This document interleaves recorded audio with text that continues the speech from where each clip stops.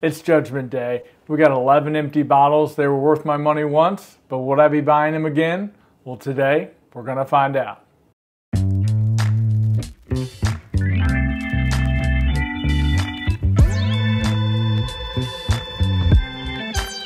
Back to another episode of Neat Bourbon. My name's Tanner, and today we are discussing my bottle kills.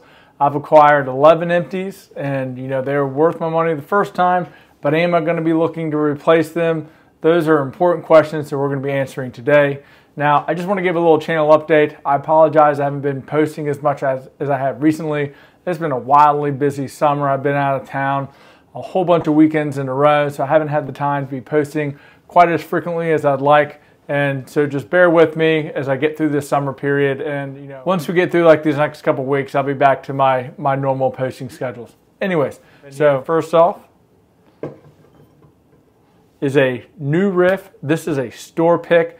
Now, when I first opened this bottle, I really enjoyed it, but kind of like as I got it down below the shoulder, I didn't quite enjoy it as much as I initially had. So this is like a 4.5-year-old store pick. I got this bottle like a year and a half ago. So honestly, I'm probably going to be passing on these like the next time that I see them, with a caveat though. So I have had the new Riff 8-year, and I do think that bottle is absolutely fantastic. So once these store picks creep up into like that 6+ year age range, I think I'll definitely be a buyer again, because I think the juice inside this bottle is incredibly promising. I just got a little bit of the youthy note there that was kind of off-putting to be paying around like that $65, $70 range for one of these. So anyways, new Riff, very promising, but probably gonna be passing if they're only 4 years old. Bottle number 2. This is an Elijah Craig barrel proof store pick. Now, this one, again, initially when I first cracked it, I wasn't the biggest fan of this bottle, but as I got it down about like halfway, I thoroughly enjoyed this. So these Elijah Craig picks, the age range, closer to like that 9 to 10 year range, and the proofs can vary wildly on these. So I would buy another one of these, just, I'm not going to be, every time I see one, I'm going to be buying one. So I actually have already replaced this bottle with another one, so can't wait to be getting into that one. But I think these are, pretty good values for around that like $80 price point. Bottle number 3 is the Woodford Reserve Masters Collection. This is the 2023 release. Now, I did like this bottle. I do think it's a little bit better than the 24 release. Now, I wouldn't be buying another one of these, but again, this is the one Masters Collection bottle that I will be going after, each and every year until, if they keep raising the price above $1.50, I think that is going to be tough for me to be buying. But, currently at the highest price of like $150, I think it'd be worth my money at least, once a year. So, Woodford Reserve Master Collection. Bottle number 4 is a Russell's Reserve single barrel. So these bottles are absolutely fantastic. They're 110 proof. They're around like that $60 price point everywhere. The store picks can be even better than these, but again, they are all single barrels. But with the store picks, you get a little bit more information of exactly where the single barrel was aged, the floor, the brickhouse, all that exciting stuff. So again, huge Russell's fan. So again, these are a shelfer for me, so gotta have them. Bottle number 5, a Russell's Reserve 13-year. Everybody knows by now this is arguably one of the favorite bottles I have on the shelf. I have a bunch of these, so I do frequent this bottle a good bit. So this one right here is a batch 5 or a batch 4 bottling date, the second bottling date.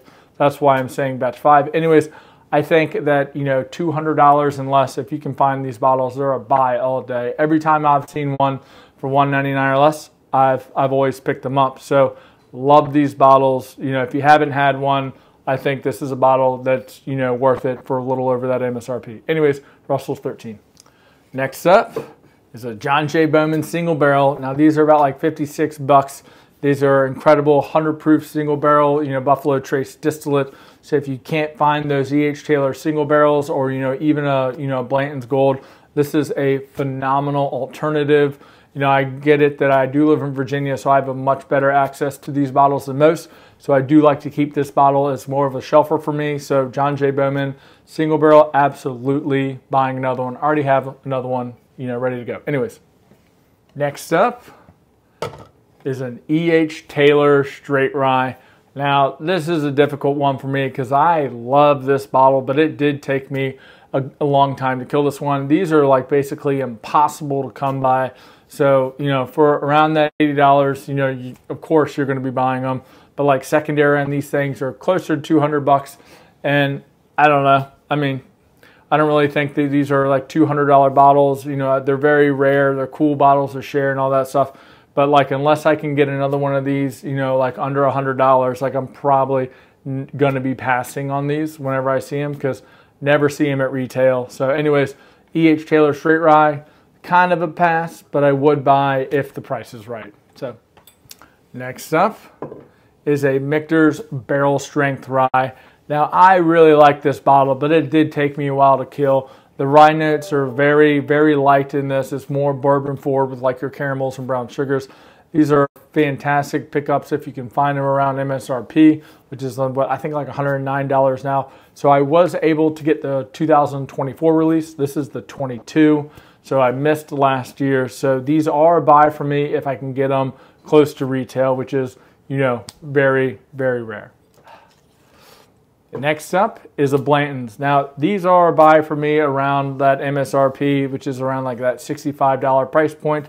Now, I do have another one of these. You know, I do pick these up every time that I see them, mainly because, you know, my father-in-law, you know, he'll watch the kids and I can just trade him a Blanton's for it. So, like, that's a great trade for me. So, a lot of people do come over to my house and drink this bottle, and it's an amazing one to pour. I don't drink this one quite as often as, you know, some do. I do think the juice inside the bottle is pretty good, and it is a buy for me at 65 bucks. Bottle number 10, this is the Maker's Mark BEP. This is part of their wood finishing series. This is a buy for me, and I even backed this one up because I did like it that much. I was able to get this for like right around $70 at a VA drop, so I do like the wood finishing series as in general. You know, I haven't gotten the heart release yet. Hopefully I can find it at MSRP. But because of the production numbers, I'm not going to be reaching for these. So they're a pass for me if I don't see them at MSRP. But I do think they're worth at least one buy at MSRP if you can find them. Bottle number 11. This is a sad day because this is one of my favorite bottles that I've ever had down on the bar. This is a Knob Creek store pick, 120 proof, coming in like right at 15 years old.